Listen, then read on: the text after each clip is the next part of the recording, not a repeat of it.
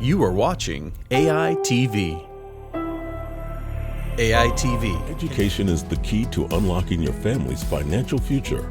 At Burlington Community Financial Center, we help families resolve their financial complexities by working with them to create clear and meaningful financial goals. Thanks to our unique educational platforms and financial workshops, families can begin to live debt-free and have enough money to secure their emergency fund and long-term savings. At Burlington Community Financial Center, our mission is to educate families and guide them to achieve their financial dreams. Contact us today to learn how to live financially independent.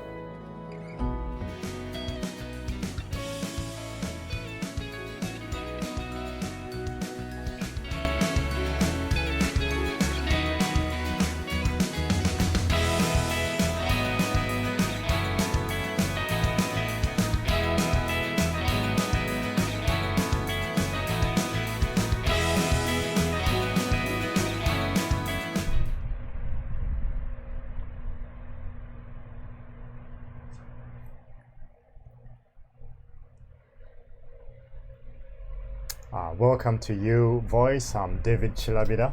And I'm Judy Bukanya.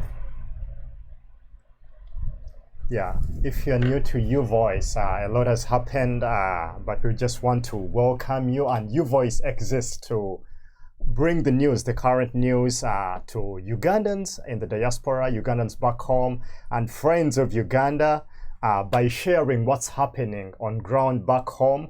We bring to you the latest local news and international news, and we want you to be in the know about the truth, about things that happen. So Your Voice gives you that platform to know what's going on in the struggle, in the NUP, in the different political parties in Uganda, in different things that happen in Uganda, the dictatorship that is in Uganda. We have a lot that goes on there. So we take you into different spectrums, different perspectives. We bring different people to you.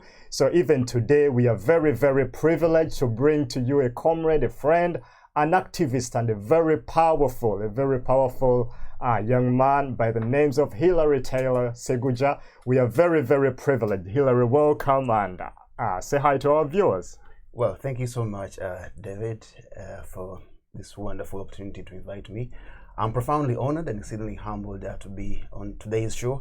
To the dear viewers, my name is Hilary Innocent Taylor Seguya, not Seguja, as Comrade David has said. Sorry about that. And I'm a global human rights activist. I fight for all rights, and I also fight for the right to education for children all over the world, because I believe that education is a human right that all children deserve. I'm also called a justice hunter because for me, I cannot sit down and tolerate, tyranny in my country, Uganda, or anywhere. That's why I speak up wherever I see injustice. So today, I'm profoundly humbled to come and talk about the status quo in our country. Wow, wonderful to have you, Hilary, on the show.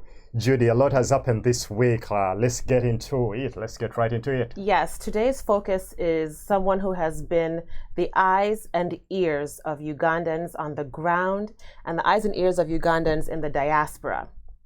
Will you share us who this person is? Fred Lumbuye. Who is Fred Lumbuye, and what has been his contribution to the struggle? Well, thank you, Judy. I will just give a microprosemic projection about Comrade Fred Lumbuye Kajjubi, because, of course, we've seen him on different social media platforms, but mainly on Facebook and YouTube. He has been a concerned citizen who has been talking openly and freely about atrocities that happen in our country, Uganda. He wishes to have a new Uganda that is inclusive. He wishes to, have a Uganda that has liberty, justice, and freedom. So what happened, of course, before I go to what happened, he has been doing like daily live shows whereby he has been talking about different current issues that have been happening in our country, Uganda. Mm-hmm. And apparently what happened, the dictator, Yoweri Kaguta Museveni, was not appeased by Lumbuye speaking truth to power, because we know that Museveni cannot take any truth. So he hates people who speak truth to power. And for Comrade Lumbuye, just like many of us, we have been very vocal, and we have said that we are not going to be silenced with the misrule of Despot Yoweri Kaguta Museveni.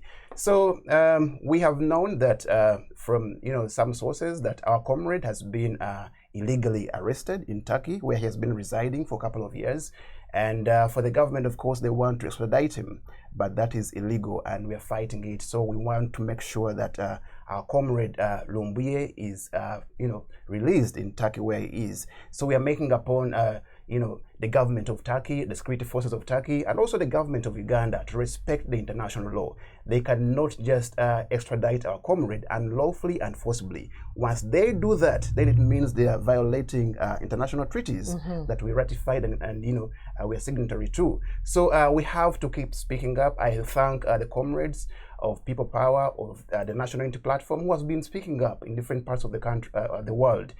Here in DC, we had our comrades who went to the Turkish embassy in Washington, DC, and they called out the embassy to make sure that they intervene and save Lumbuye from being illegally deported to our country, Uganda. We've seen also, protests in different countries like Japan, the Olympics, competition. So people are raising placards. They are saying that we cannot allow Despot Yoweri Kaguta Museveni and his junta to extradite our comrade Lumbuye, because Lumbuye is just using his freedom of speech, and freedom of speech is a fundamental human right that we all have. It is inherent. Yes. It is not given to us by the government. We are born with it. So the government cannot silence us simply because we are speaking truth to power. And we have to remind the government of Uganda that speaking up or criticizing politicians, it is a constitutional right that we have that is guaranteed in Article 29. So we cannot allow Despot Museveni and his junta to violate these rights. We have to make sure that we do everything possible to stop whoever is planning to deport our comrade Fred Lumbuye. So I encourage all our comrades to use different hashtags. Yes. Use free Fred Lumbuye. You can use hashtag free Fred Kajjubi Lumbuye. So any hashtag that has his name, call out all the different Turkish embassies in your respective countries, because we've seen people going to embassies in South Africa, in Uganda, in London, in Paris, in USA. So use all those different platforms on social media platforms. Tag those authorities, organizations that are responsible. Maybe organizations like Amnesty International. They're also concerned about making sure that they fight for amnesty for our comrade Lumbuye.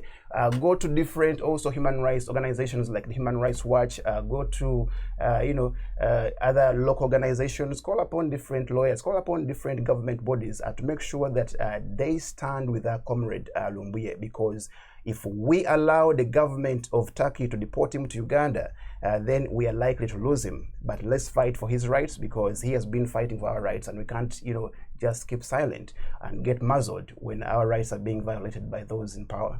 Thank you, Hillary. Thank you for that. There's a portion of our show where we do exactly what you just said, where we have a portion where our viewers are encouraged to take actions, because this show is about making changes and about transforming the world, most specifically Uganda as we know it. So I want to gear our conversation to the topic of superheroes. Now, we all, hopefully all of us, watched Black Panther. Yeah, and we all love Black Panther. And so my question is, what makes a superhero, and what is it about superheroes that people typically gravitate toward? Because when we look at who Fred Lumbuye is, and we look at who Museveni is, or we look at who President Kyagulanyi is, I would say in popularity, in influence, in power, he's maybe second to President Kyagulanyi Robert. So when we're looking at superheroes, what makes a superhero, and what makes Fred Lumbuye so impactful to the struggle? You said that he has spoken truth to power. There's been several people, including yourself, who have verbally spoken truth to power. What makes this possibly the tipping point of the struggle? Yes, thank you, Judy, for that wonderful question. And I'll start by saying that an attack on one of us is an attack to all of us, because we are in this struggle all together. So we cannot let one of us get, attacked and we keep silent. So that's why we are standing in solidarity with our comrade Fred Lumbuye. And then the other thing I want to say, because I'm not into movies, I've not watched that movie Black Panther. Oh no! So, but I don't believe in people being a superhero in what they're doing, because for me, I believe that you have to be human in order for you to stand with what is true. So those who are fighting for liberty or justice or freedom in our country, Uganda, they don't have to be superhuman. They don't have to be superhero. They just have to be free-thinking individuals who believe in the power of the Constitution, because Article 3 of our Constitution gives us this power to defend the Constitution once we have tyrants like Museveni who is violating this Constitution. Of course, the framers or the authors of the Constitution of Uganda in 1995, they knew that one time in the future of Uganda, we shall have despots like Museveni. And this is exactly what we are seeing. Right. The guy has shredded the Constitution, he's violating it every day and night, and in the name of impunity. So he thinks that he can muzzle this generation today. And today we are saying things have changed, because it's no longer about gunpowder. It is about brain power. It is about social media power. So today that's why we've seen that Lumbuye does not own any gun. The only two guns Fred Lumbuye owns that are legal, it is his mouth and a smartphone. So he has been coming on social media platforms every day, talking about the oppression, the repression, the suppression of ordinary Ugandans that they are facing every day. Those who are back home and also Ugandans who are in diaspora, because he has been thinking about the human rights atrocities. Our comrades in the Gulf countries like Bahrain, Qatar, UAE, they have been also harassed at their workforces, and they're getting reports and they're giving him information that, hey, comrade Lumbuye, can you speak out to make sure that we get justice? And he has been a mouthpiece to all those who are voiceless. Even us in America here, yes, because very many people, of course, come here because we're in the land of the free. But many Ugandans here fear to speak up. They think that despot Museveni will harm them. But we can't fear all the time. We are not going to allow fear of speech to replace freedom of speech in Uganda. That's why we are saying that Ugandans, it is time to rise up and fight for what is true. Because if we don't fight right now, then we are going to lose our rights just to a small percentage of those who are oppressing us in our country. And I'm saying, of course, Ugandans, that let's use the courage that we've seen from our comrade Louis Rubongo. I'm confusing that. Comrade Fred Kajjubi, who has been speaking out vocally, because he said that, I cannot fear jail because the junta is scaring us. What Museveni does is to make sure that he uses fear for Ugandans to keep muzzled. But in this generation today, the 21st generation, if you look at Generation Z, and the millennials, we are saying that the time has come whereby we are not going to be silenced by despot Museveni. Because every day that passes, Museveni is growing weaker and weaker. We can no longer fear him. That's why we encourage everyone who is there. Use social media today, because it is a very powerful tool, very peaceful tool, non-violent tool that countries are using to fight tyrants like Yoweri Kaguta Museveni. And, we should embrace what our comrade Fred Lumbuye has done. Because if we do not speak up today, then we're going to lose our rights. We're going to lose the courage to fight. So Museveni may think that him extraditing comrade Fred Lumbuye to Uganda is going to weaken us. He will never weaken us. So let's just use that zeal. Let's use the synergy to make sure that we always speak up whenever we see operation or suppression or repression of our comrades in Uganda. Because today it might be Fred Lumbuye and tomorrow it's going to be Hillary. So I cannot, say I'm going to be silent when my comrade is oppressed, because tomorrow, if it is me, he will be the one who will be fighting for me. So it is our collective responsibility as Ugandans to make sure that we do the right thing by speaking up against dictator Yoweri Kaguta Museveni. Wow, thank you so much, Hillary. That is very, very, very touching, very wonderful, and very inspiring. Thank you so much, dear viewers. We're going for a short break and we'll be right back. Thank you so much.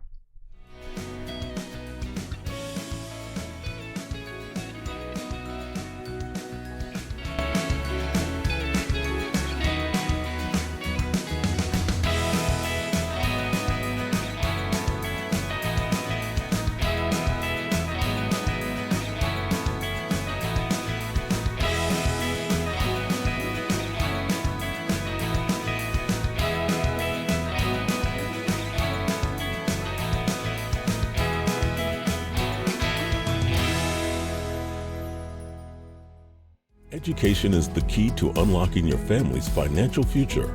At Burlington Community Financial Center, we help families resolve their financial complexities by working with them to create clear and meaningful financial goals. Thanks to our unique educational platforms and financial workshops, families can begin to live debt-free and have enough money to secure their emergency fund and long-term savings. At Burlington Community Financial Center, our mission is to educate families and guide them to achieve their financial dreams. Contact us today to learn how to live financially independent.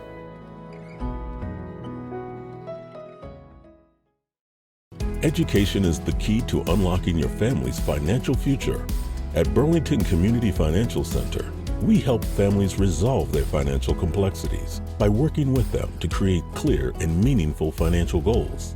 Thanks to our unique educational platforms and financial workshops, families can begin to live debt-free and have enough money to secure their emergency fund and long-term savings.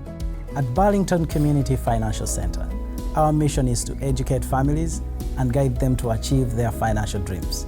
Contact us today to learn how to live financially independent.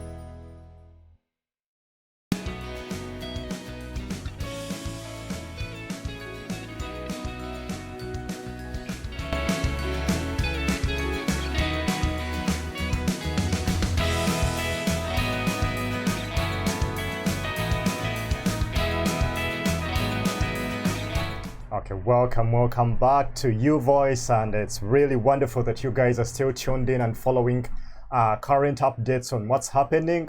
Today we just decided to dedicate this whole episode or edition to knowing more about Fred Kajjubi, an activist, freedom fighter, and whatever you may, a friend, a comrade, a blogger. Yeah, we just dedicated this edition to him. So we've been joined by another comrade and a wonderful friend, Daniel. Daniel, we were with you last time, and greet the viewers and let's get it rolling. Hello viewers, I'm glad to be here. I'm glad to be a part of this amazing panel and to be with my brother Hillary and with you, Judith and David. I'm looking forward to have a great time to share about this great topic today. Thank you for being here. Yeah, thank you for having me. Wow. So yeah, Judy, go on. we're going to pick up our conversation and we're going to look and see who is Interpol. Daniel, who is Interpol? Can you share with our viewers who Interpol is and what they are set up to do? Yeah, Interpol is like the normal, it's a police institution. It's like the normal police, but the mandate of this specific institution goes beyond the jurisdiction of the local country. Interpol majorly deals with criminals or suspects that are doing cross-border criminal activities. So it is basically an institution that can have jurisdiction in different parts of the world or the country, the world or continent, whatever. But it is specifically concerned about people, suspects or criminals that do illegal things that cross borders. Okay. And so Interpol, I understand, was who took Lumbuye into custody.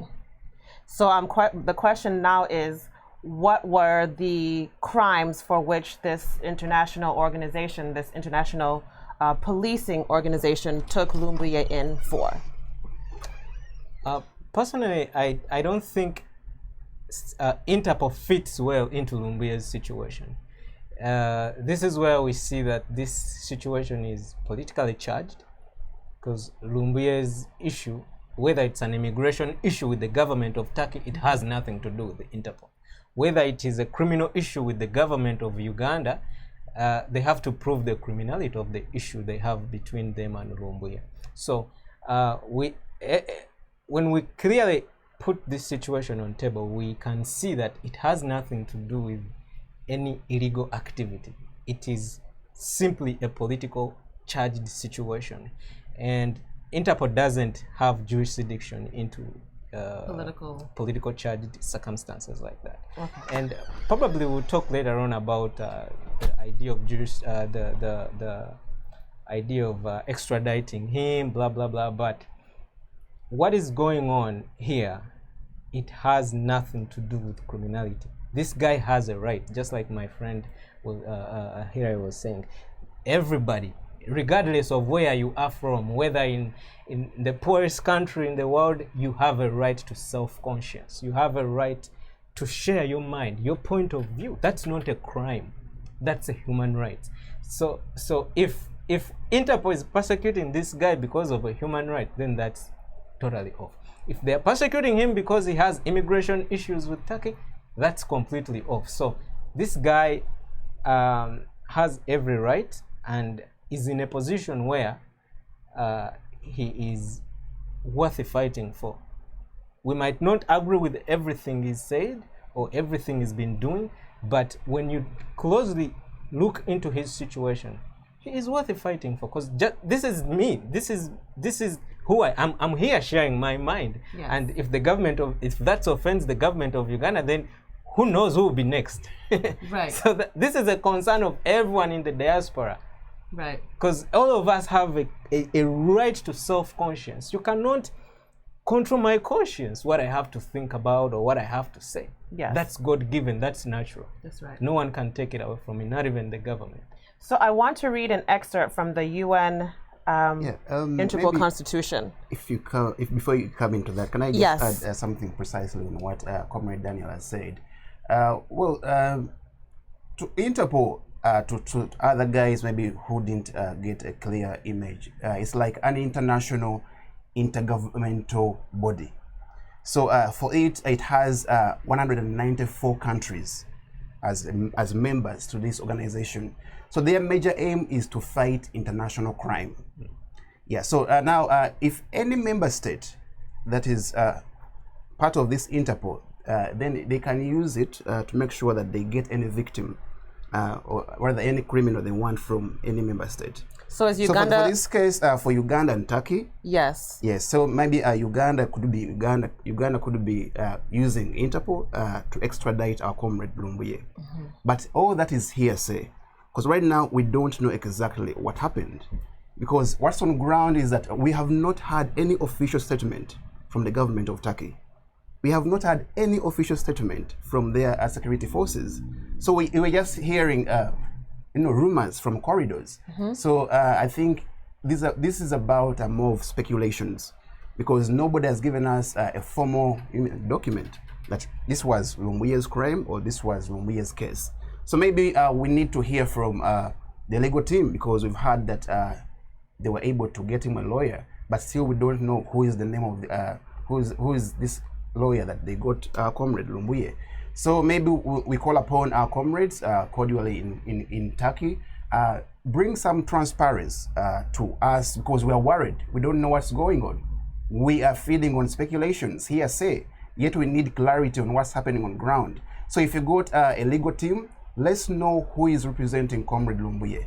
Let's search about their legal firm and know what credibility they have. Could we get someone who is stronger than their law firm? Are they doing pro bono work or not? So these are the things that are going to help us to make sure that we get justice for our Comrade Lumbuye. As we keep pushing on and off to make sure that we put more pressure on the government of Turkey and the government, their security forces, to release our comrade unconditionally and immediately. Let's make sure that also the comrades are on the ground in Turkey to give us some information that is going to help us. So if we have cases we've opened up, give us reference cases, reference numbers we can use to make sure that we call out these guys on social media platforms. Because for us, we're mainly using Twitter and Facebook to make sure that we call for the release of our Comrade Lumbuye. So for Interpol, as Comrade Daniel has said, they use international treaties and they make sure that they get whichever international criminal they're interested in. But for now, we know that Lumbuye has no crime. He's very innocent. He has committed no crime. His only crime could be speaking truth to power. Judy, I have a follow-up question. Something that is very, very fascinating here and interesting is that a while ago, the self-imposed president of Uganda, Yoweri Museveni, came up and dismissed the people in the diaspora, and mainly activists and bloggers that are pro-change, and he said that they're just yapping and busy gossiping on the internet. So it just took us by storm that all of a sudden now the government seems to have a lot of interest in the gossiper, in the famous gossiper Lumbuye, yes, who is busy, and they want him. It's really something that we must talk about. But first, read for us that extra. I was going to, thank you, David. Article 3 of the Interpol Constitution, it strictly forbids Interpol to undertake any intervention or activities of a political, military, religious, or racial character. Thus, it appears that Fred's abduction was an extrajudicial collision between Uganda and Turkey.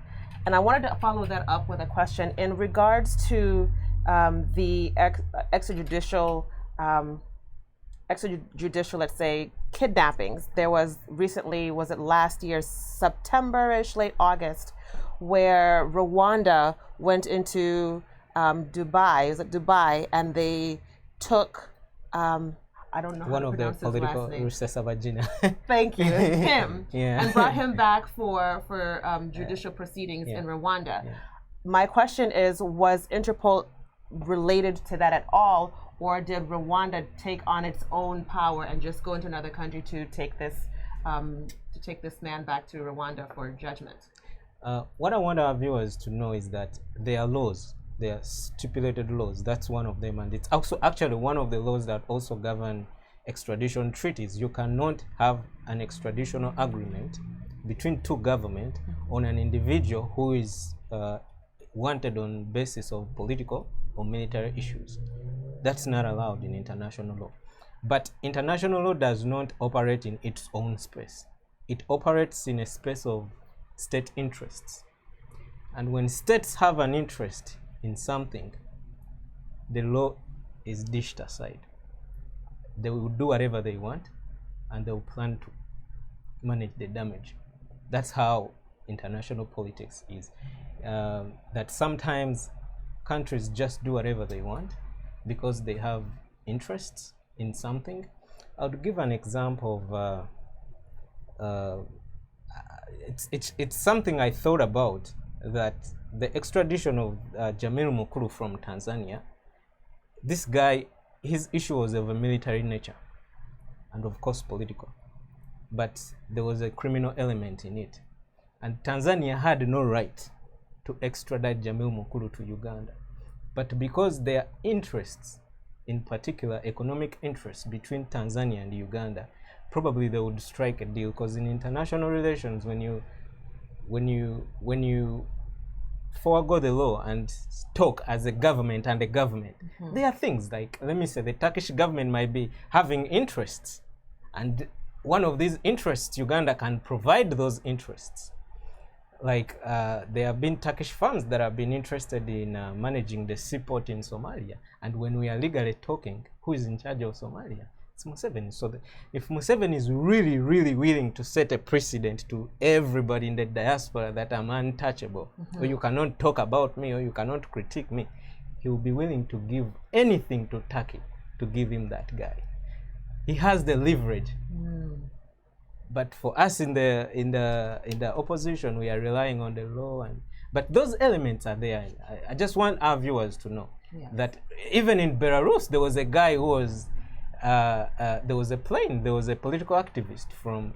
I think he was flying from Germany to I don't know which country, and the plane was clearly diverted on its destination to Belarus to simply get that guy off the flight. And the guy was got, and whatever is going on with him, we don't know, but they are managing the damage as long as they got their person. So such incidents happen. So international law does not work in its own space. It works in the space of political and state interests. Hillary, I want you to respond to that.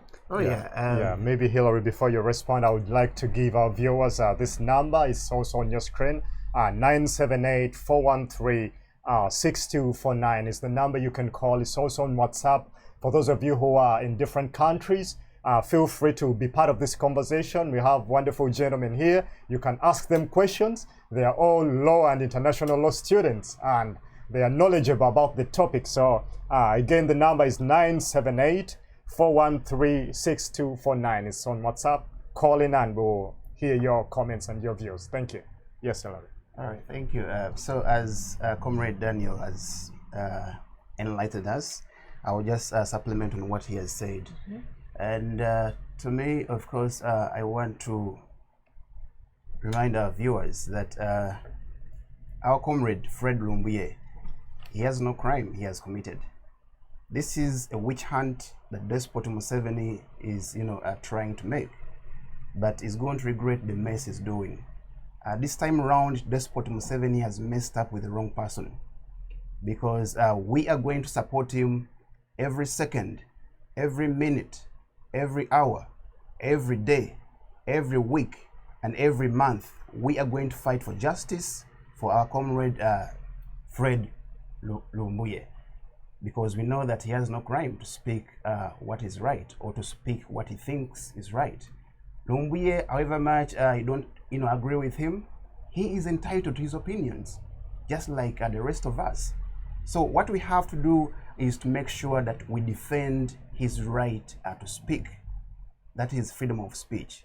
It is protected under Article 29 of our Constitution. Now, going back to the legality of this case, bringing international law, it says that if you want to extradite someone, then you're going to look at the crime this person has made. Right now, the government of Uganda is saying no crime that is being committed by Lumbuye, Fred Lumbuye. So if they're saying that he's spreading fake news, what is fake news to them? Who is going to draw a line, to draw a line that this is fake news, this is not fake news? Where should we blur that line when it comes to freedom of speech? So the government has to be very clear. We've seen the Minister of Foreign Affairs, Honorable Okello Oryem. He has come out and is giving ridiculous statements to the nation, lying to the nation. Then he comes out the following day walking back his statements. What kind of leadership do we have in our country today? So these are the leaders we have. Today he comes, he tells the nation that we have Lumbuye. Then the following day he comes up, then he says we don't know anything about the arrest of Lumbuye. Then the following day comes out that we are going to report Lumbuye in the wee hours at 3 a.m. or 2:45 a.m. So everyone was waiting, and this guy is confusing the country. So what type of leadership do we have in this junta? Yeah, Hillary, speaking about leadership, Lumbuye has really reminded Ugandans in the diaspora of their role to end dictatorships in Uganda. Because when you look at Lumbuye, he's not in the NUP leadership anywhere, but he has what it takes to be one. And he connected with all of us in a way that is still amazing. Just somebody who expresses himself freely, free expression. And yes, he has educated people on their civil rights and empowered them to exercise those rights. So we want to look at, we want to change a little bit and look at what have we learned and what do we continue to learn from this comrade Lumbuye. Because, and the question I want to pose to both of you and to the viewers, but firstly to both of you, that what does Lumbuye say about our expectations of NUP leaders? Because this is just a gentleman, a man, just a common person, but taking the dictatorship by surprise and shaking the status quo and shaking the whole world. So what does this, connecting it or comparing it to the NUP leaders and MPs and all those, this is a guy who has no position in the NUP, but here is his influence. So I want you to, what do you think the leaders of NUP can learn from Lumbuye? All right, maybe David, briefly, and then Daniel to bring into that. Can I just finish up on the other point of the international law for extradition, because I'd not summarized it. So I was telling our viewers that, of course, when it comes to extradition, there are procedures you have to follow. So one, the country that is alleging that you made a crime has to come to the country that is hosting you, that this guy has committed a crime. So then they have to bring, of course, vivid evidence that Comrade Fred Lumbuye has committed these crimes. So if they say that Lumbuye is speaking out, propaganda. How many times have we had lies from Despot Museveni? From 1982, Museveni has been lying to Ugandans every day. Have we put him in jail because he's lying to Ugandans? Comrade Hillary, for our viewers and friends of Uganda who might not know about these lies, do you mind bringing out a few of them that Museveni has spoken and they are falsehood? If you know. So Museveni has been lying to us. The first lie, he said that he will not come back into power in 2011. We saw him coming back to power in 2011. Then he said, I want one more term. I won't come back after 2016. In 2016, we saw the same guy coming back to run for presidency. So what type of leader is that? We know Despot Museveni is a pathological liar. And even Obote, Dr. Milton Obote warned us that Museveni can only tell the truth by accident. He's always a pathological liar. So the official language of Yoweri Kaguta Museveni are lies. Doesn't tell the truth.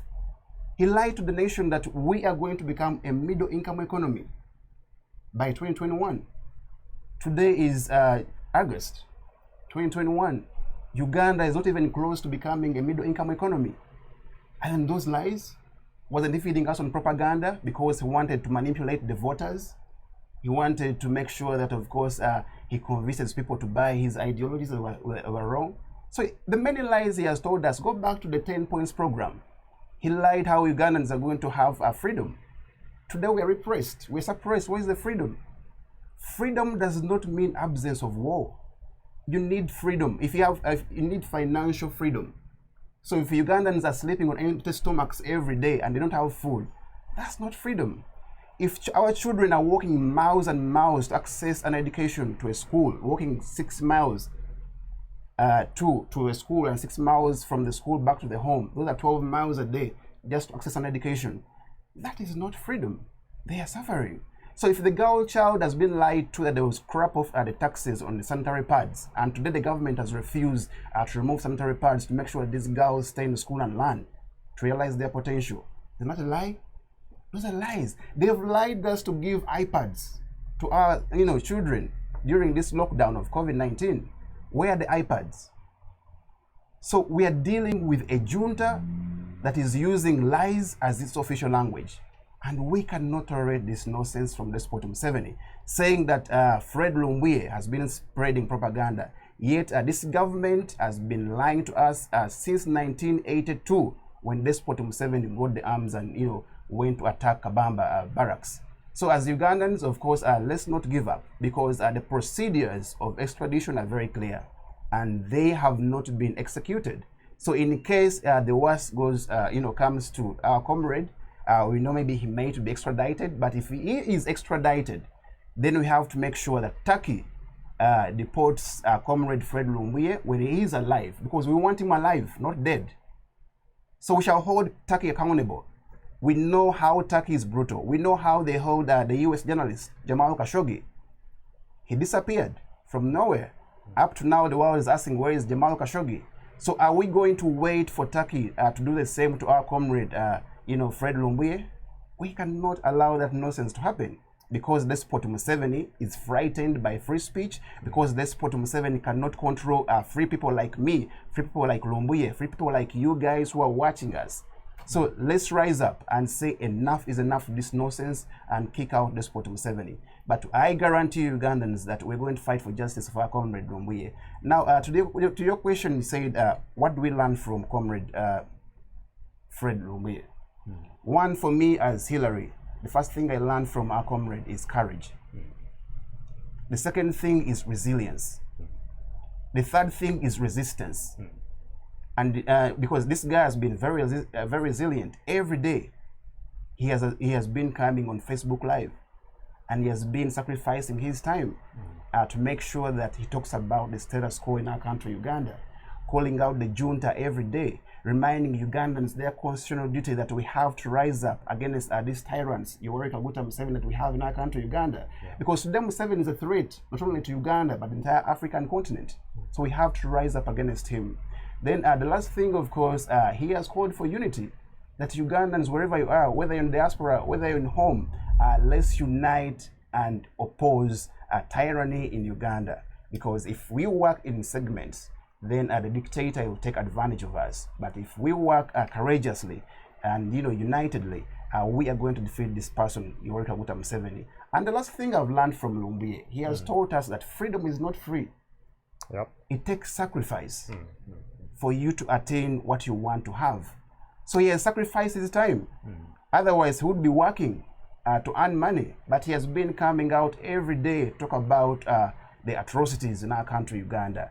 That is what we call sacrifice. And we've seen it in these countries like USA. Those who fought for freedom in the 40s, in the 50s, in the 60s, they are not enjoying it today, but they sacrificed their lives.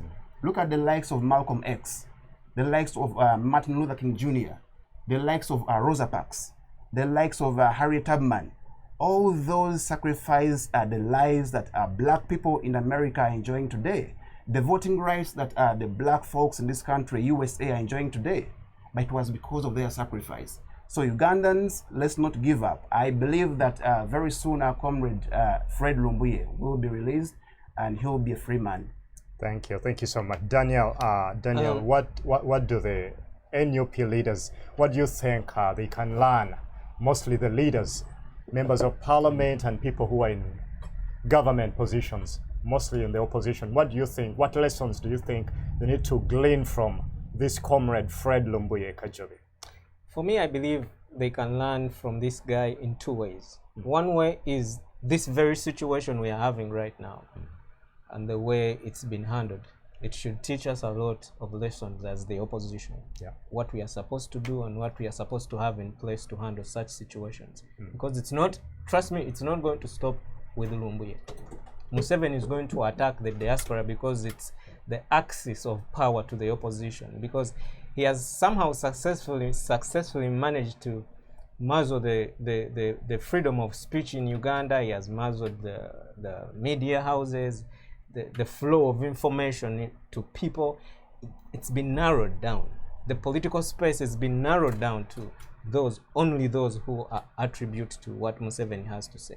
So because we are sharing in the freedom, just like here I said, in the freedom of the American space that we have, like in America, I have a right to tell Joe Biden what I think. I can go on any channel and I say this and this, and I will not have a sudden knock on my door during the night from the police. Right.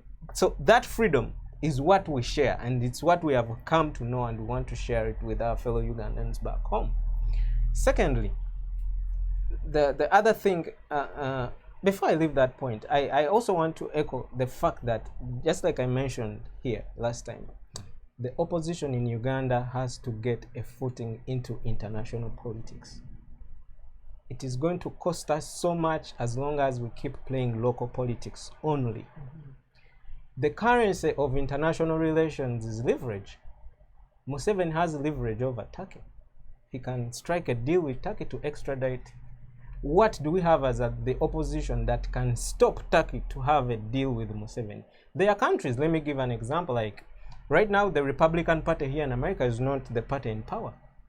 But if countries that are strong partners with America deal with America, they have to put in perspective what the Republican Party thinks. Because tomorrow the Republican Party will be the one in power.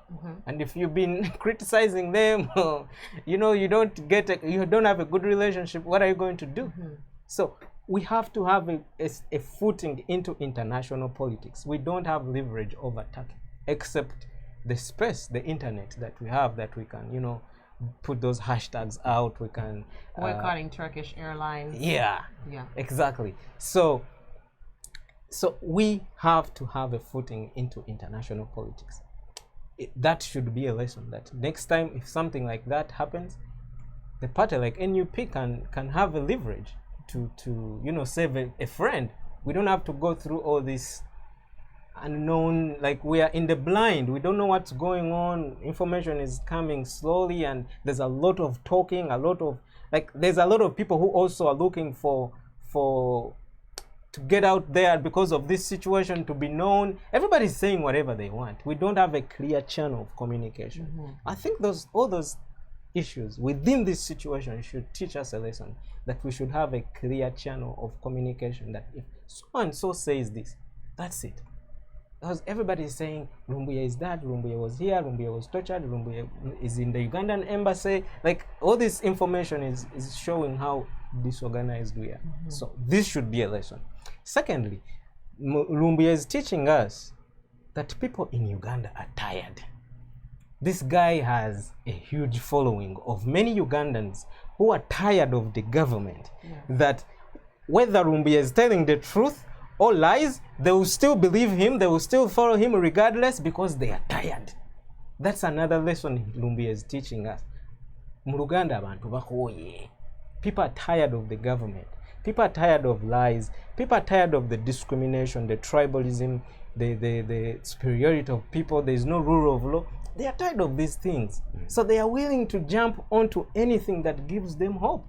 And the way this guy aligned his program and his shows, he gave people hope. He gave people information. Because the mainstream media in Uganda is muzzled. Information is the place where we expect to get credible information. We get biased information. And then this guy is giving people clear information. Just like, let me give you an example. During the campaign trail for Robert Kyagulanyi, people watched more of live broadcasts on Facebook than what NBS, NTV, and BBS had to give people, because they know this information is muzzled. It's not so that's why Museveni fought. The security forces targeted those people who had live, because they were giving unfiltered information that the mainstream media is trying to hide away from people because they are scared of the regime. So Lumbuye showed us that. And even the campaign trail, Robert Kyagulanyi, showed us that people are seeking. They are tired of being in the dark. They don't know. They don't know what's next. They don't know what happened. They don't know. They are willing to just get anywhere where they can get unfiltered information. Information that informs them of what is going on, whether it's truth, whether it's lies. So we should also have a way to use that to our good as the opposition. Let's make people believe in us with the right information. Let's put information out there. Let's not just rely on the mainstream media, because there's nothing good that is going to come from that. So what do you think what's going to be the impact of all this to the journalism or media, to the journalists in Uganda? What do you think? They are going to continue being beaten by the military. And this is the cost. Young people who go to the field to collect news have to pay because their bosses are in bed with the regime. As long as your bosses filter the information and don't. I remember clear this young man, Daniel Rutaya from NBS. He was giving first-hand information on ground about the tallying numbers. And all of a sudden, he started getting those posts, deleting those posts. And if this guy goes tomorrow in the field and is beaten by the meter, why do I have to feel sorry about him? That's the price you're going to pay if you're in bed with the system that is depressing your fellow Ugandans. That's what I expect, because if you block the channels, the right channels of information, and you block them, what do you expect? You're going to have more Lumbuyes. Even if Lumbuye is extradited to Uganda, that's not going to save the day. Museveni is still going to have his nightmares of more Lumbuyes coming up. Because the right channels of information, you've muzzled them. You're not allowing the information to come through in the correct way. You have narrowed the political space. It's only people who attribute to you that enjoy the political space. What else do you expect? More Bobby Wines, more Lumbuyes, more of us, more. That's wow. So yeah. Thank you, Judy. I want you to come in, Judy. You've heard the gentleman here, discussing real heavy stuff here. What do you have to say about all this? So I am reflecting on during the time here in American history where we had a system called the Underground Railroad, and it was a system where slaves in the South were moving towards the north, were into the free states, and there were people set up on those different routes to assist, to hide, to feed these slaves that were running from their slave masters, from slave catchers. And they were ordinary citizens. They were ordinary white people who were housing them, who were holding them in their floorboards. And when the dog catchers or the slave catchers came with their dogs and their rifles, they pretended not to know anything until people eventually got up to the north, as far up as Canada. Harriet Tubman went as much as often as 300 times back into slave territory, put herself at risk for being captured repeatedly over and over and over again in order to save slaves from the South. And so when I'm thinking of Lumbuye and how he got his information, to be in Turkey and to know intimate details and to have access to intimate details, private conversations between this person and that person, this person and that person, it lets us know the power of the ordinary Ugandan citizen. It lets us know that the power actually belongs to you, not to the person who has a gun, not the person who has access to the internet switches, not the person who has access to, billions and billions of dollars. The actual power is in the hands and mouths and fingertips of the typical Ugandan citizen, because these are the people who are supplying him with this information that they for themselves could not articulate. They themselves were in danger of even having this information, of knowing this information, but to have the courage and wherewithal to send this to Lumbuye, knowing that he would be their mouthpiece, knowing that he could say for me what I can't say for myself or for my community, that speaks to the power of the people. So when we're looking to make sure that democracy is alive in Uganda, democracy is sitting here at this table. And so that's what I'm present to right now in this conversation, and who Lumbuye is, that he is the demonstration and personification of what we are fighting desperately to sustain. It's already here. We just need to have it actually personified everywhere across the board. But democracy is sitting here at this table. Wow, very, very powerful. And Judy, you've just reminded me of a statement, a very famous statement that is usually said, that you can't stop an idea whose time has come. That's right. So dear viewers, feel free right now to call in. The number is 978-413-6249. As you know, this is the U Voice, and we want to hear your voice. Your voice counts. So if you have any questions, if you have any comments, if you want to talk to us, that's the number on your screen, 978-413-6249. So Judy, we are speaking about heroes and superheroes. Who is your hero? Oh, I have several superheroes, comic heroes, and several comic heroes. I used to collect comic books when I was maybe in second, third grade. But you were absolutely right, Hillary, in that. Just a minute. Oh, there's a call coming in. Let's just hear this one. Hello. Hello. Kale sebona ijebale. Amanya ni Joe Sinzide. Uganda wano. Yes, sir.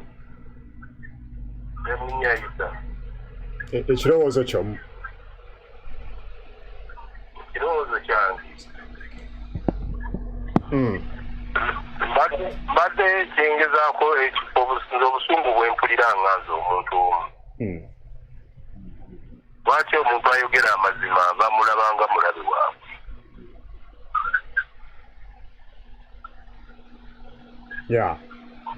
Hello? Tukuwuliriza. Bijja kwogera bingi kuba ndi mu nnyindo. Okay.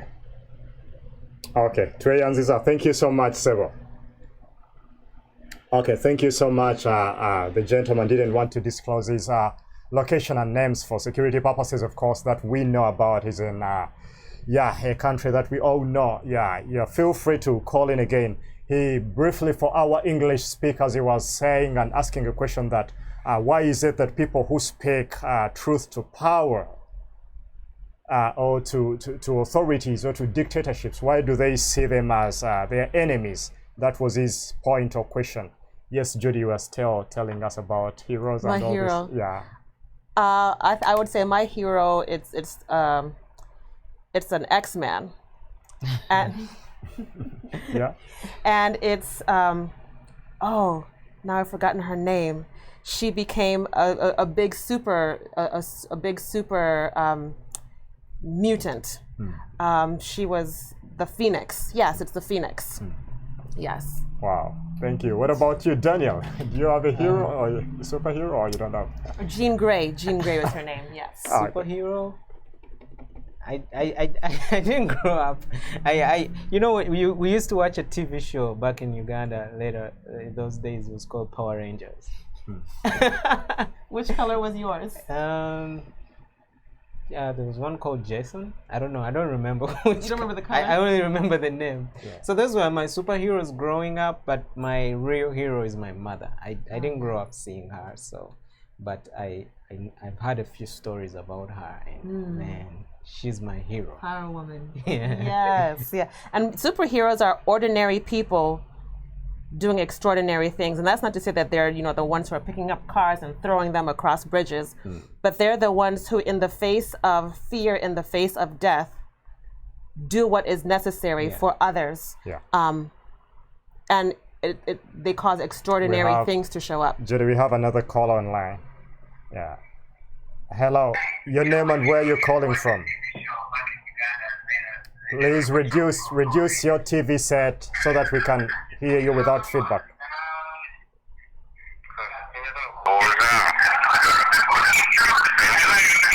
Sewo ina feedback jako TV yo tusobola okuwulira.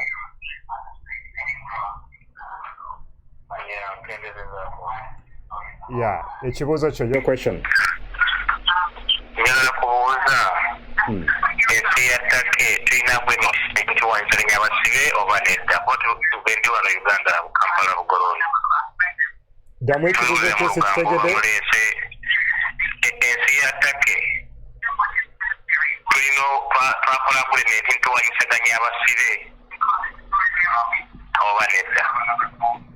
Okay, thank you so much. Tugenda abakulu bano bagenda kuddamu. Thank you so much, sir. Yeah, nkitegedde bulungi.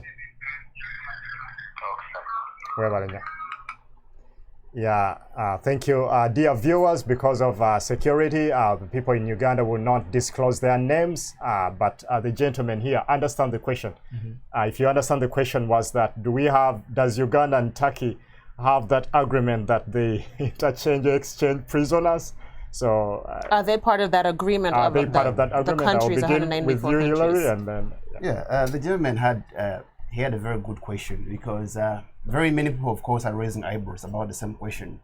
Is there any bilateral agreement between Uganda and Turkey when it comes to extradition of criminals in one of these two countries? Of course, I would say that as for the information I've read about, I've not seen any bilateral agreement between the two countries, because if you want to extradite someone, of course, you need what we call reciprocity. So I don't see anything like that, and I believe that once Turkey does that, then they're violating the international law, because what Ugandans are forgetting is that Turkey is like a banana republic.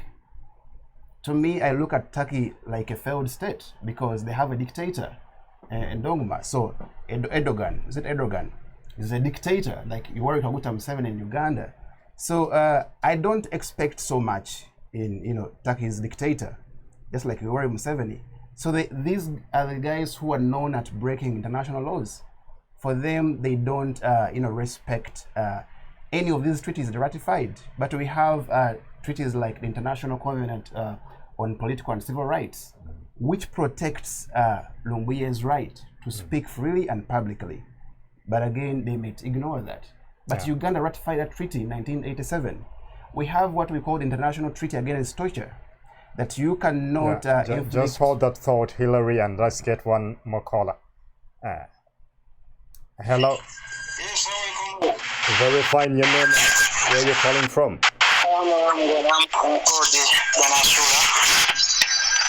Calling from here in Southern Africa. You're in South Africa? Yeah, I just want to talk about our issue of our comrade, our teacher, Lumbuye, Fred Kajjubi. I'm telling my brothers and sisters that this time Dictator Museveni has to regret why he refused to go 6 feet underground. You see, whatever this plan and this Kakoni they are doing shows how primitive they are, shows how ignorant they are, it shows how uninformed they are. Right now, what they are doing to our comrade teacher Lumbuye is really unbelievable.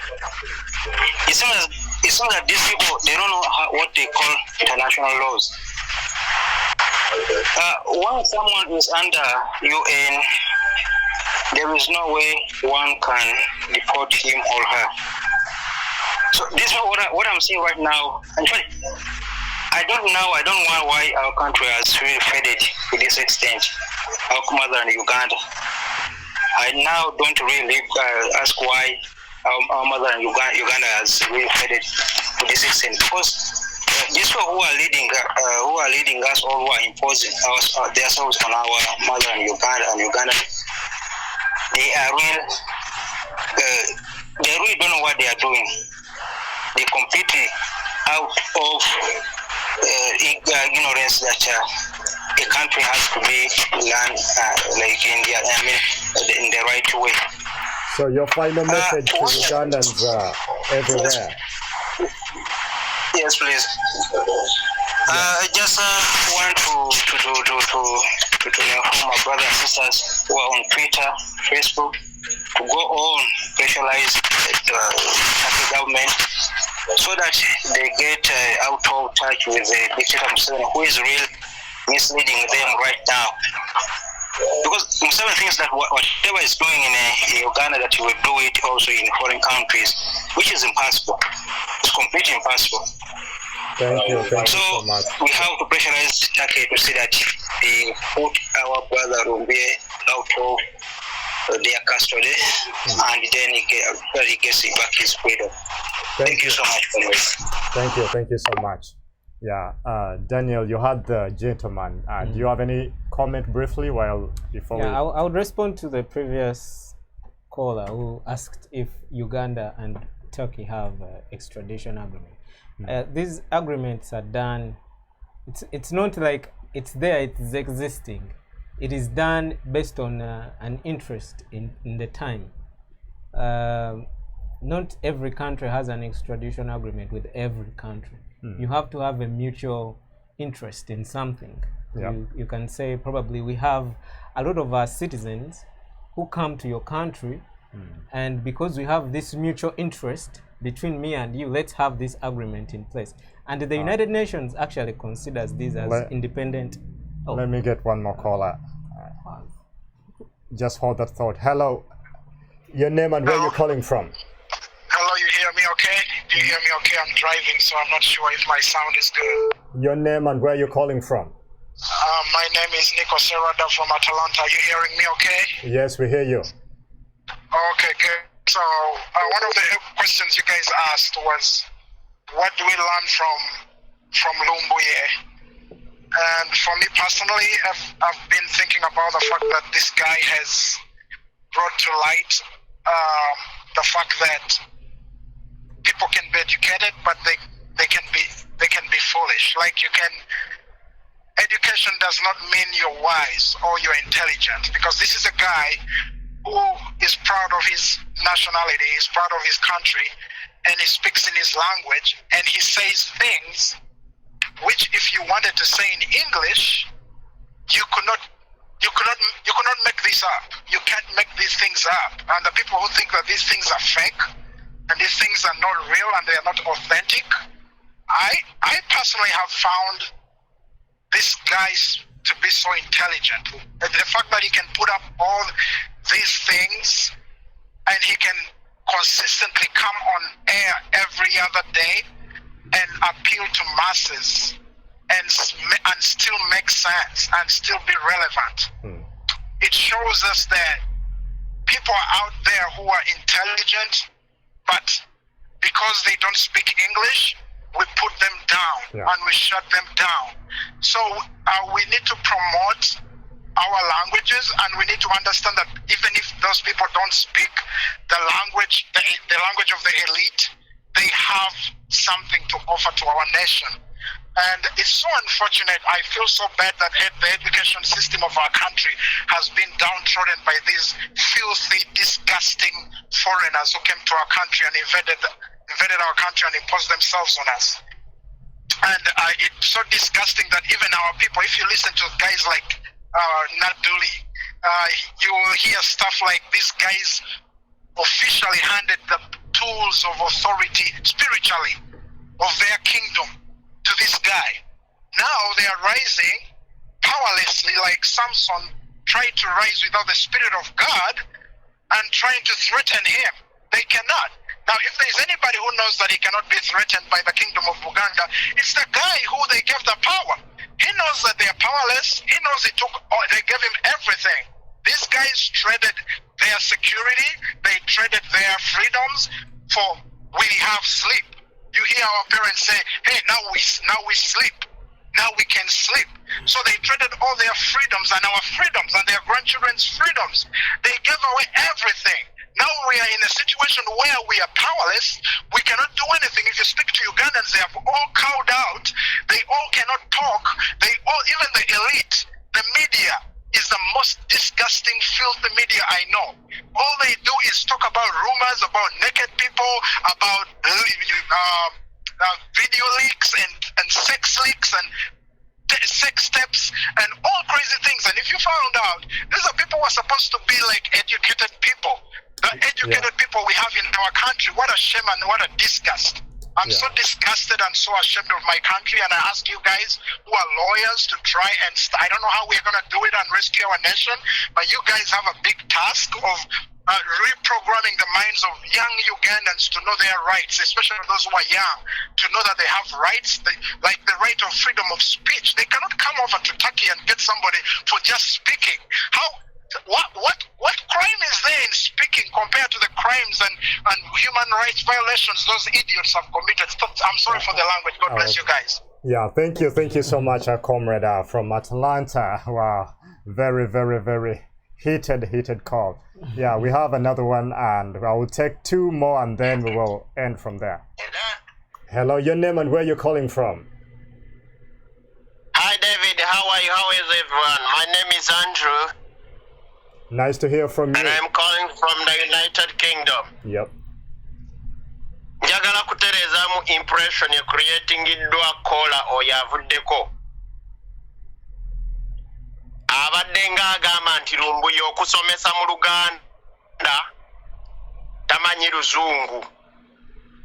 Lumbuye's listenership and the matter of interest were to communicate. Bogezi ba Uganda, Lumbuye yasoma na graduating mu hotel management. Era nakola mu hotel ezisinga 5-star. Kampala nga tanagenda taki kukuba kyeyo. Si mugezi bugezi is also educated. So, pozi omukulu oyo kyayaligambye tuongere okuvaluinga olulimi lwaffe, but it is not that okulwogeramu oba musiru oba oba tewasoma. Lumbuye yasoma naye alwogeramu because it is the chosen medium of his listenership he is targeting. Ffe bamwogera luzungu tufuniramu awo by chance. Naye yenga ali intended ku ate ensonga ezaali zisinga okuluma ennyo mwami Lumbuye. The issues that beat on his heart, zensonga za Buganda. Era muwulira nnyo ng'akuba mayiga kuba ye believing nti Katikkiro tabadde up to scratch. Naddala bw'okomparinga ne bakatikkiro bali abalala abaali bavudde ku Buganda. So bw'oba omulamwa gw'oyisaawo gwa Katikkiro. Olina ye abaalina kwogera n'Abaganda mu Buganda kati ffe tulifuniramu awo ffe abagwira abatali ba Buganda tufuniramu awo nga bwe bagamba bwe baba babuulirira omwana waaboobe. Wengo mulikwanga okutu okunkumula. If they are telling the children who have their parents, you the orphan, you listen and pick the advice free of charge. So when they speak to the Luganda speaking listeners, the English speakers who understand Luganda from other regions, just listen sharply and know that Museveni is a snake. Okay, thank you, Comrade Andrew from the United Kingdom. Thank you so much for your great submission. Yeah, I saw Ethel, you wanted to call, you can call back again. Thank you so much. Before I go to Judy, just one more quick remark. Maybe both of you, Daniel, to begin with you, and then Hillary. Lumbuye, some of the predictions or the people that you mentioned that they were state targeted, they were actually, some of them, assassinated, and others the last one was of course General Katumba Wamala incident. And the way he has been predicting these things, people used to dismiss him as being a propagandist, but some of these things have actually, and there are people who are dead in a few. What do you have to say about that briefly, and your remark on the callers, and then in just a minute, and then we. Well, personally, I have my reservations about everything Lumbuye said. Yeah. Because as a political analyst, these things I could also see. Yeah. But I could not talk. Yeah. But Lumbuye took another step and spoke. Whether he got intelligence, whether people tipped him, whatever it is, I don't know. Yeah. But things started happening in a consistent way. That he mentioned something and it happens. Yeah. This became a threat to Museveni. Lumbuye announcing Museveni that he was dead was not the issue. The issue is that he spoke things and they actually happened. That's the issue, and that's a threat. I heard him on record say that he put there, maybe was it 20 Ugandan million shillings, that if they present a video of him announcing the president and nobody brought up that video, he put up a video to his audience, 20 million Ugandan shillings, that if anyone. So I think it was something that was just doctored to blackmail his. Yeah, that's what I'm saying. Actually, Museveni doesn't understand the generation he's dealing with. Yeah. We are really informed people. Yes, he immunized us, he educated us, but right now he cannot out-reason us. Yeah. So probably, just like I mentioned, this was brought up as a setup to a build-up of this situation we are dealing with now. But the most important part is that when he started mentioning things that actually happened, he spoke things and they happened. That becomes a threat to the government. Whether the government was involved or not, that's a direct threat. Because it is their players. In Uganda, depending on the intelligence system, in Uganda you cannot make an attempt on a general or even have a gun and no one in the security apparatus doesn't know about it, or they are not following up on you. So people who committed these things, these crimes, have an attachment. You cannot entirely tell me that these are rebel groups. Which group is it that they are choosing? ADF? ADF. Yeah. Honestly, you cannot convince me that it's entirely ADF. ADF cannot move a gun, depending on the intelligence system Museveni is operating on, from Congo, where they are, to Kampala, and they do this whole survey. Obviously, like, so I don't want to go into all that, but the most important part is that the way this guy handled his information, whether he got intelligence, I don't care. Whether he speculated, I don't care. But as long as it was consistent with the activities that were on ground, this started to open up, like, Museveni's eyes. Like, okay, this guy is mentioning this and it happened. And on top of that, he's mentioning things that are happening in State House meetings that this person had with this person. Whether it's true or not, as long as the other thing happened, people will still believe everything he has to say. So they had to come for him. And for me, this is a message to everyone in the diaspora who is against the regime. This is the time we have to stand. This is the moment, because once Museveni emerges successful in this situation, he will want to target everybody. He would feel that urge to go for everyone who has been speaking. And my brother here, you've been a strong critic of the regime, and so this is our moment to show Museveni that we are not his age mates. We respect him as our old elder, but he cannot reason at the same state like us. Thank you so much. That's wonderful. And Hillary, are there drones in Uganda? Are there drones? Because these are some of the things that Lumbuye was always talking about. Drones take up people in different safe houses, and we want you now. Lumbuye is not here. We want you to be the Lumbuye. Tell the people if they are drones. What our comrade Fred Lumbuye has been talking about, of course, very many Ugandans have been saying the same things. And it has been clear that nobody is safe in our country, Uganda. So that has been very clear. And it was giving a message to those in power that do not sit in your comfort zones, thinking that for you yourself, then for us, the 99% who are oppressed in Uganda, we are the ones who are unsafe. Nobody is safe until all of us are safe. That's right. So the only solution we have to do is to get rid of Despot Yoweri Kaguta Museveni, because his misrule has been destructive. Museveni believes in violence.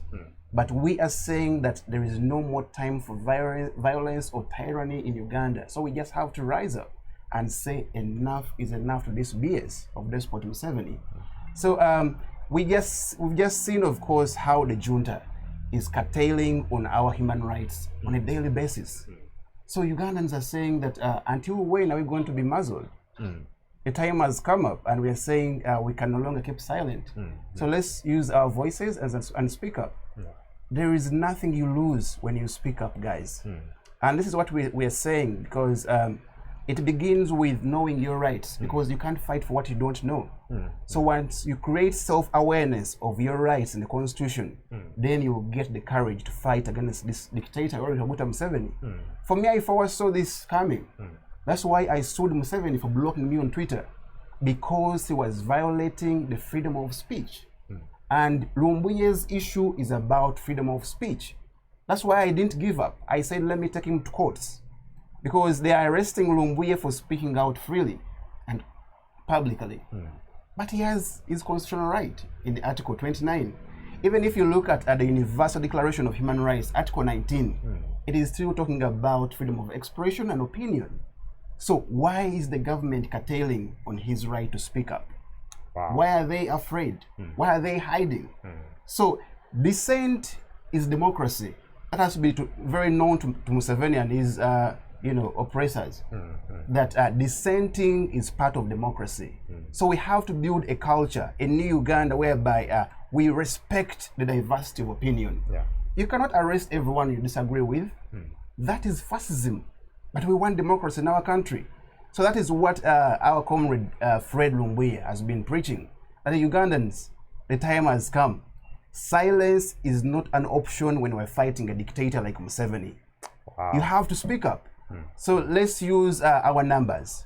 Let's use this, digital age, because social media is the most powerful weapon that we can use non-violently and peacefully to defeat Yoweri Kaguta Museveni. You say he shut down social media, shut down Facebook from the time of elections on 14th, I think on the eve of elections, 13th January. So up to now, Facebook is still shut down. But Ugandans have looked for alternatives. That is VPN. So they're accessing information. This is how they've been accessing information from our comrade, Fred Lumbuye. So the dictator was wondering, I've shut down Facebook, but how come Ugandans are still accessing this information from this guy? From Ugandans who are speaking up in different diaspora countries. Wow. But we have alternatives today. So I commend, of course, Ugandans who have sacrificed their little resources they have, because they've been in a lockdown, an illegal, endless lockdown of almost 2 years. They have not been working, they've stayed home, they are vulnerable, they are sleeping on empty stomachs, but they are getting airtime to make sure that they access internet and listen to our voices. We are not the most informed people in this world, but we are speaking out our minds freely, because we are saying that for us, silence is no longer an option. We are not going to let this generation to allow fear of speech to replace freedom of speech. That won't happen. So it has to be very clear to Museveni.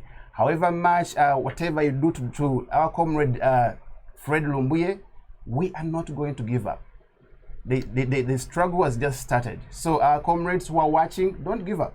Let's just rise up and make sure that we keep shaking the tree, because very soon the days of Despot Museveni are numbered. We are going to build a new inclusive Uganda with justice, liberty, and freedom for all. That's right.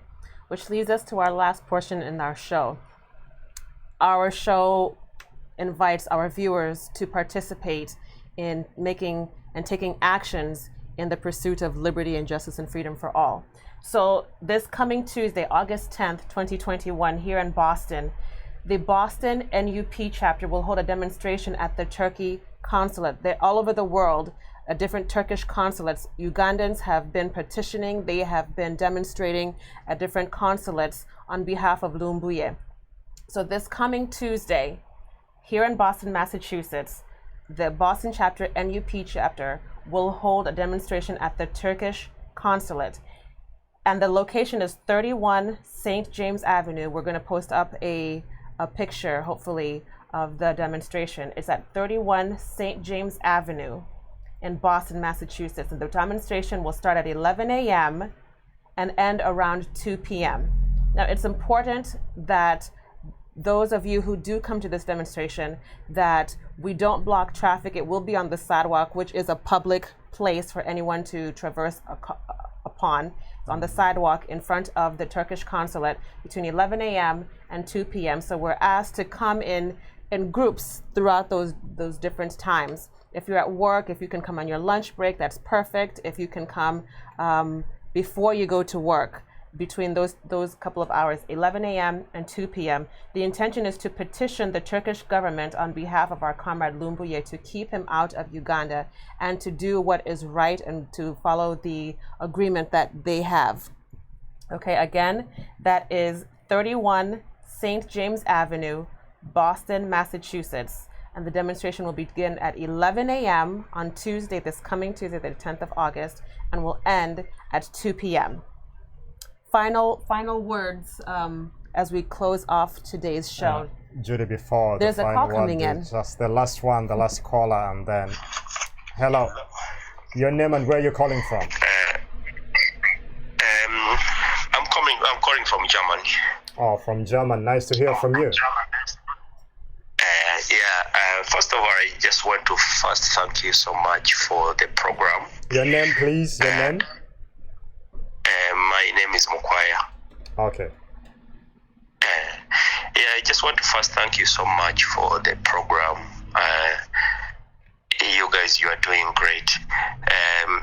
But what I want to first ask, is it okay to speak in Uganda on your program, or is only English? Okay. Okay, we will answer you, and thank you so much. We will respond to that. Thank you so much. Is it okay? Okay. You can speak in English or Yeah, Luganda. you can speak in Luganda, or you can speak in whatever language we'll translate. Okay. Ekisooka byonna nsooka okubeebaza olwa puroguramu yammwe eno ennungi ennyo okuba nti nno mutwala obudde ne mubeera nti nno musomesa bannayuganda ekigenda mu maaso. Puroguramu yammwe sigitandise naye ngezezaako okuwuliriza picking some points dakiika nga 2 ngembaddeko naye nze message yange egenda kubeera clear nga egenda mu bannayuganda abali kuno abali mu kuwuliriza nti olwaleero tuze tulaba Lumbuye nga mu butuufu raising points ze nga alwanirira bannayuganda abali obubi, bannayuganda ababonaabona, si yekka n'abantu abalala abaziba viber blogger nga balwanirira mu butuufu obutali bwenkanya e Uganda. Naye bannayuganda we batavaayo this time kuba nti nno bateeka akazito ku gavumenti y'e Uganda. Abantu bagenda kuba bangi nnyo abagenda okumenyeka emitima, especially abali mu diaspora, nti lwansonga example ku Lumbuye eyo challenge y'amaanyi nnyo nti amaze emyaka 4 nga alwanirira bannayuganda nti olaba oli atalina na waali abeera eri n'ateeka ku kaleediyo ke kagundi ke n'awuliriza kati olwaliro bakeera ku makya ne bakwata Lumbuye, which is fenna tetumanyi kituufu Lumbuye wa waali, naye wootunuulira ebize bihappeninga nti babukinze tiketi 3 bayiye amagye ku airport. Sisuubira nti nno ddala omuntu ategeera osobola okukola ebintu ebyo byonna nga tewali ddala kigenda mu maaso. Kale buli kimu kiraga nti Lumbuye ali Uganda, sigenda kikonfaminga naye kyengezako okugamba abatuuliza nti bannange taki wevaayo nekonfaminga nti yakutte Lumbuye nemuwa gavumenti ye Uganda. Munnayuganda yenna ali awo n'asirika Lumbuye ne bamukola ekikyamu, struggle egenda kuba eyiise. Lwaki njogerawo entyo nti buli muntu n'ono abadde agezaako okuvaayo okwogera agenda kutya nti olaba bakutte Lumbuye ate nze nzaani. So bannayuganda eno test y'amaanyi nnyo, ye time okuvaayo okuba nti nno ffenna tulwanirira ensi yaffe. Kuba gavumenti tukkirize tugaane gavumenti etufuga tekyalina mulamwa wovaayo mu butuufu n'ogula tiketi 3 namba, you really buy 3 tickets. No deploying amagye ku kisaawe Entebbe. Ffe tulina olugero olugamba nti tewasobola kubeerawo muka ne wabulawo omuliro, oba tewasobola kubeerawo omuliro ne wabulawo omuka. Sisuubira nti basobola okukola ekyo kyonna nga mu butuufu bakikola kuweddiisa. So nze ekyange sigenda gamba nti ali Uganda, naye nze ndaba gye ndabamu Lumbuye yatuuse e Uganda saawa 3 saawa 9 ogw'ekiro, era zeze time ennyonyi yaago niweetambulira. Saagala konfaminga naye kyenjagala mbagambe nti tutandike okumanya value y'abantu b'omu diaspora gye bakola.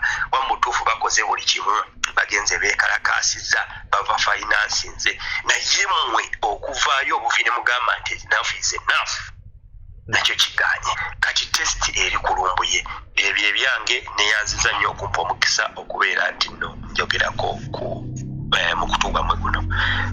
Webale bambi. Webale nnyo Mukwaya from Germany, all the way from Germany. Thank you so much, our comrade. Yeah, guys, your final remarks. Judy, you had some question. Now, any comment? Oh, Did you no, understand? I said my piece. Yeah, maybe for our viewers, our friend there, the comrade, was simply saying that the guys like Hillary, guys like Daniel, have done their best. Guys like Lumbuye and many other activists, and they have given their lives. They have put their lives on the edge. Now it's you, Ugandans back home, to prove whether you will lay down your lives or you will rise up to the occasion to really respond positively and demand for these comrades. Or else, if you keep quiet now, if you are silent now, you'll be silent forever, and yeah, the struggle will be doomed. So that was the the conversation with the gentleman. So thank you so much, our comrade from Germany. Guys, you are telling us your final remarks, and we'll put this to a close. I think we will bring back these gentlemen, Judy. They are hot and very on fire, and they still have a lot for us. But because of time, let us hear your final remarks, and then. Yeah, I would love to thank you so much, our dear viewers, and also the hosts, Judy, and my comrade here. David, yeah. For David for inviting us to share what we have to our dear viewers. So I also want to encourage Ugandans never to give up, because this is the beginning. We're going to face a lot of challenges, but we have to remain resilient, we have to remain united, we have to remain courageous in order to keep speaking up about the same message, because our message won't change until we get freedom in our country, Uganda. So whatever has happened, for me, I cannot have the final say, because right now it is hearsay. Right now it is speculations. So until we hear something formal, from the government of Turkey, or maybe from the government of Uganda, that they've assembled Lumbuye before the media, then we shall be coming up with a better conclusion.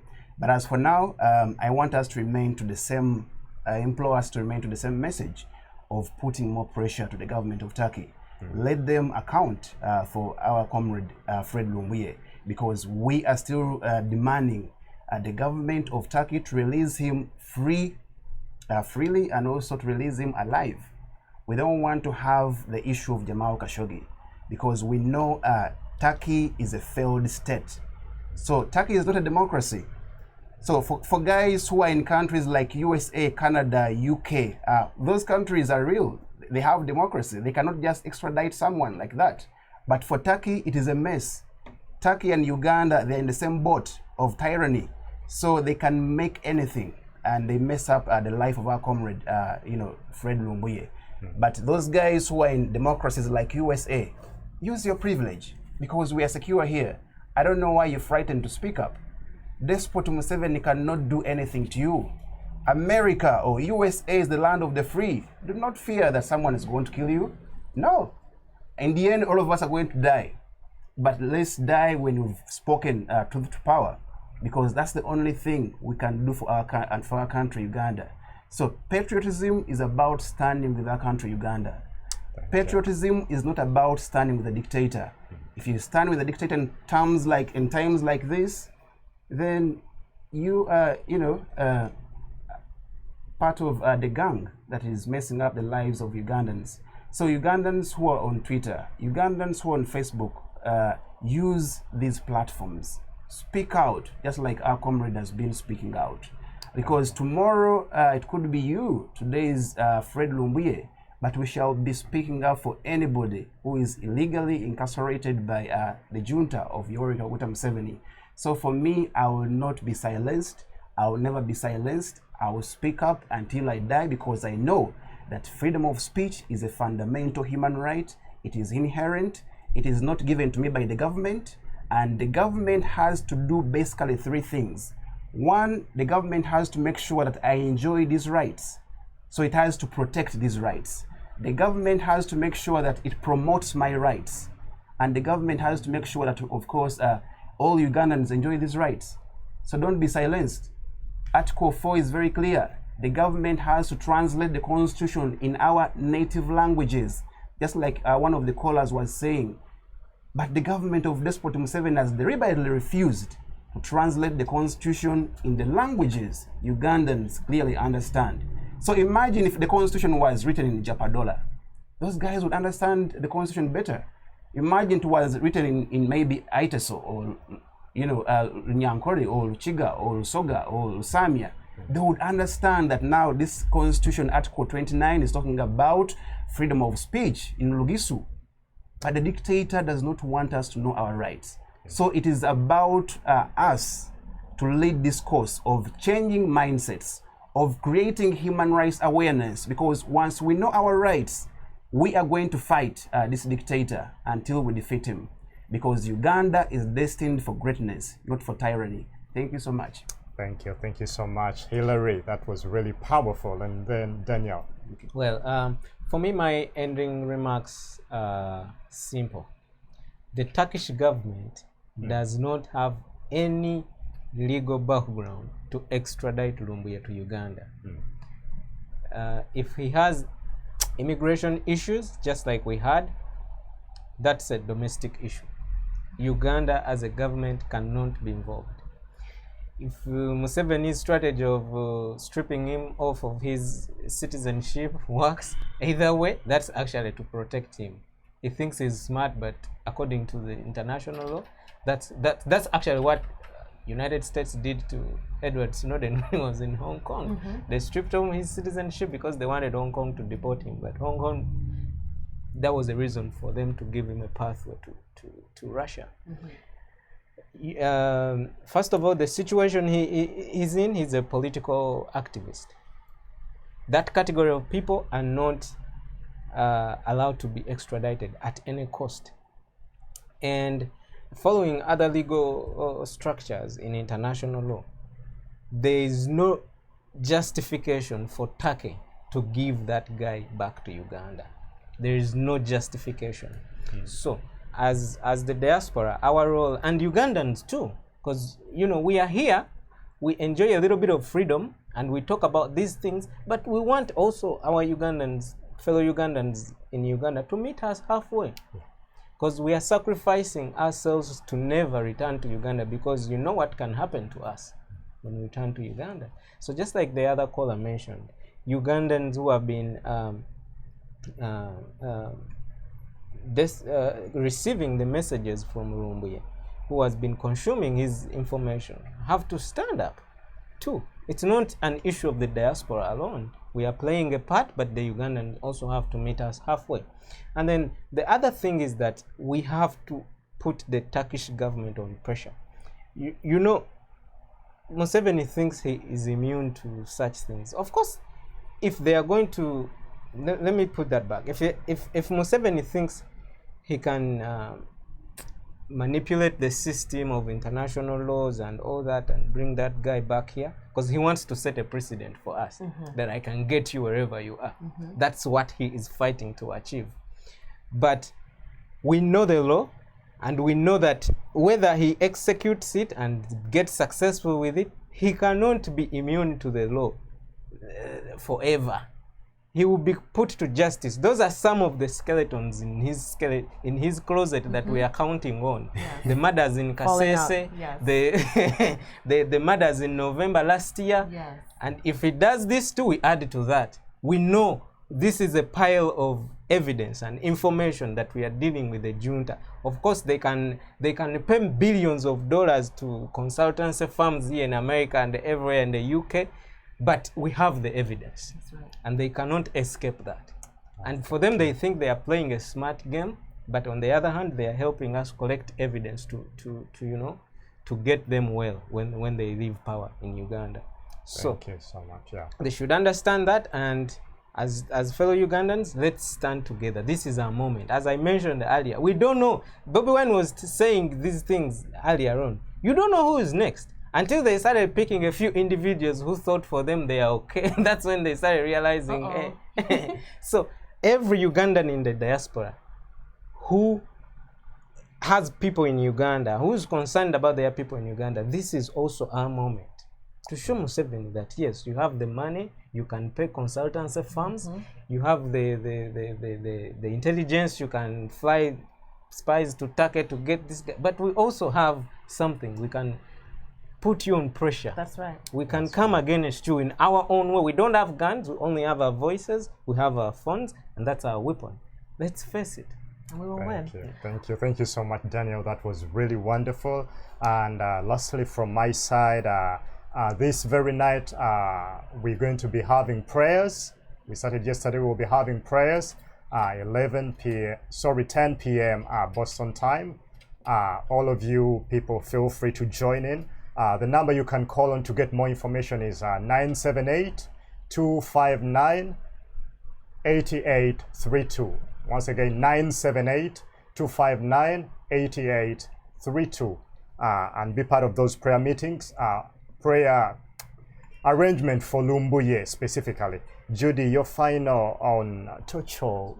You didn't talk about yes, Tocho. I'm coming to that. Yeah, and then you will wind up our show. Yes, so this just in, the African nations medal table.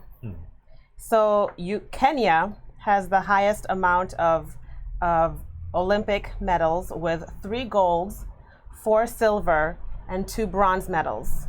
Uganda has 2 golds, 1 silver, and 1 bronze. So congratulations to all of our athletes, our Olympians, that in the face of what's happening in your home country, that you exemplify excellence, which reminds me of the 1932 Olympic Games in Germany during Hitler's reign. Jesse Owens won Olympic gold medal at those Olympic Games. And so I'm reminded of the excellence of Jesse Owens and also of the excellence of our Ugandan Olympians. So congratulations, we are very proud of you and great job. Wow. Very proud of you. We even beat Nigerian. We did beat Nigeria. Nigeria, let's see. Nigeria has 1 silver and 1 bronze. Yay, Nigeria. They had athletes in more categories. Yes, so there's South Africa. Shall I read all of them? South Africa is 3rd with 1 gold, 2 silver, no bronze. Egypt has 1 gold, 1 silver, and 4 bronze.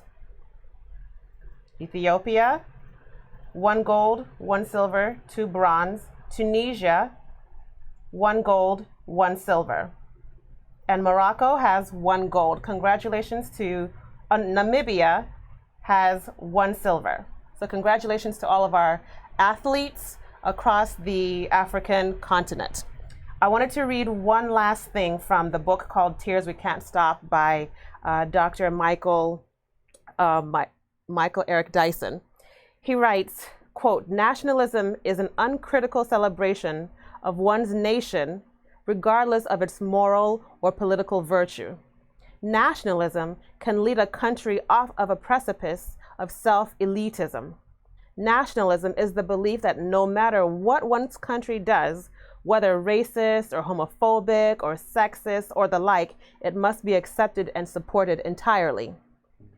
Patriotism is in the belief of the best values in one's country and the pursuit of those best means to meet those values."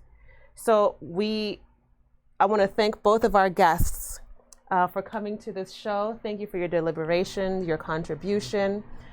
We look forward to having you here again. Daniel, you're home. Also home, Hillary. So be free and at home here. Your speech is valuable. It matters because you matter. So I want to say thank you to our viewers. Thank you for being with us today. Thank you for all of the people who called in to share and speak up and use their voice to add to the conversation and also add to the struggle. And David, it's always a pleasure to be your co-host. Thank you. And on behalf of myself and the team, thank you our producer, Sean. Thank you our editor, Ethel.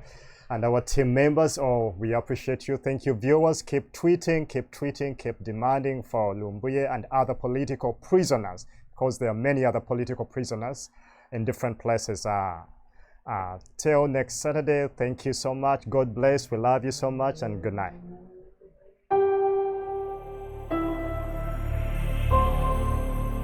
You are watching AI TV. AI